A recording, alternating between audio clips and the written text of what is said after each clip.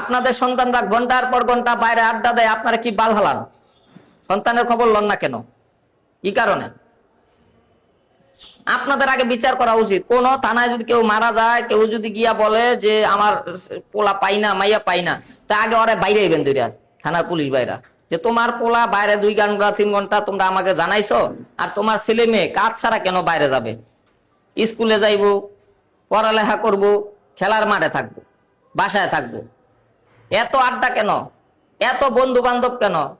আপনার ছেলেমেয়েরা দেখায় আমার 20 জন 50 জন বন্ধু আছে, বিরাট নেটওয়ার্ক। এই নেটওয়ার্কে তো তাকে হত্যা করবে।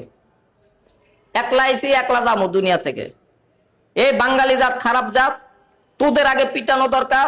দেশে অনিরাপত্তা ঠিক আছে, তোদের থানায় গিয়ে কেউ মামলা করতে গেলে তোদের আগে বান্ধিমু। শালারা সন্তানের খবর লস না, সন্তান কই আছে, রাস্তায় মরছে না বাঁচছে, ঘন্টার পর ঘন্টা কি করে, মাদক খায় না সেরি সুদায়, এই খবর লো না? তোরা সুরাইছ, সেরি সুদাইছ জীবন বইরা, জামাই একদিকে গেছো, বউ একদিকে গেছো। বাঙালি জাত খারাপ। টিকটক পার্কে জায়গা টিকটক করার লেগে, পার্ক হলো অনিরাপদ, আমরা এত বুঝাই।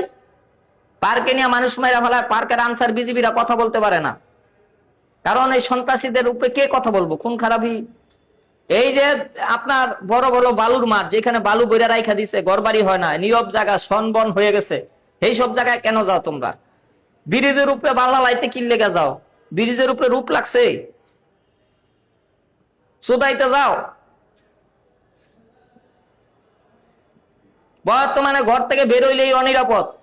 আওয়ামী লীগ, বিএনপি, জামাত, 3 গ্রুপের সন্ত্রাসী গ্রুপ, 3 গ্রুপের সন্ত্রাসীর মধ্যে যুদ্ধ।